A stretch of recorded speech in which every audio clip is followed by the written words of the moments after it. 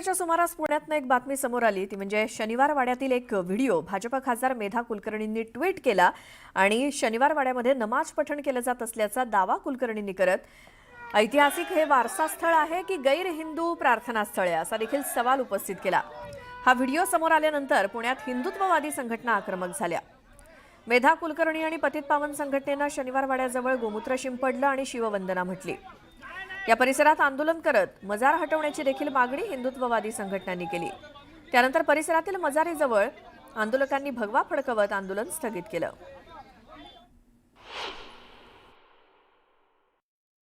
जर का आपल्या ऐतिहासिक वास्तूंमध्ये कित्येक ठिकाणी आपण पाहतो की कबरी बांधलेल्या आहेत, कित्येक ठिकाणी नमाज पडतात आणि मग असं हळूहळू करून त्यांची ती जागा वक्फ म्हणून डिक्लेअर करतात। अशा प्रकारची कुठलीही कृती पुण्यामध्ये आम्ही होऊ देणार नाही। यासाठी पुण्यातला सकल हिंदू समाज एकत्र आहे।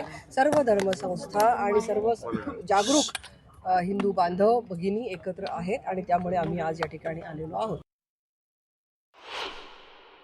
अनधिकृतपणे थडकं पण आहे। गेले 20-25 वर्ष आले ते थडकं तिथं आहे।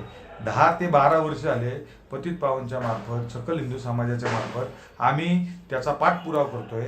आर्किओलॉजी डिपार्टमेंटमध्ये त्याचे पत्रव्यवहार करतोय, परंतु ती काढली जात नाही। येणाऱ्या 8 दिवसात जर ती मजार काढली जाणार नाही, काढली गेली नाही तर पतित पावन व सकल हिंदू समाज याच पद्धतीने आणखीन तीव्र स्वरूपात आंदोलन करेल।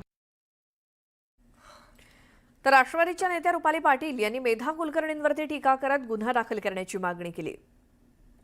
मेधा कुलकर्णी सातत्याने वाड्यामध्ये भगवा रंग, हिरवा रंग या सगळ्या गोष्टी करतायत। त्यामध्ये ऐतिहासिक कोणते पुरावे आहेत नाही आहेत। अचानकपणे ऐन दिवाळीमध्ये या तिथे येणार आणि म्हणणार की आम्हाला इथे भगवा रोवायचा आहे, आम्हाला ही मजार काढायची आहे।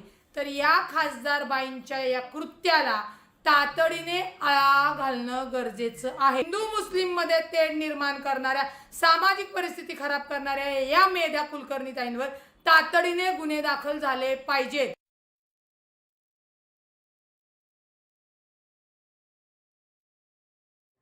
हे आहे आमचं इथे काम आहे की ASIची जी पण पुणे प्रॉपर्टी आहे, हा पुन्हा शनिवार वाडा आहे, त्याला काही व्हायला नाही पाहिजे, त्याच्यामध्ये काही छेडछाड नाही व्हायला पाहिजे। आज आम्ही त्याच प्रकारे गेलेलं आहे, कोणालाही रेलिंग पण पार नाही करू दिलेली आहे। जर आपण तुम्ही सर्वांनी बघितलेलं आहे, त्याच प्रकारे पुढील पण आम्ही कारवाई करेल। जसं ASIची तक्रार असेल त्याच्यावर आम्ही कारवाई करेल।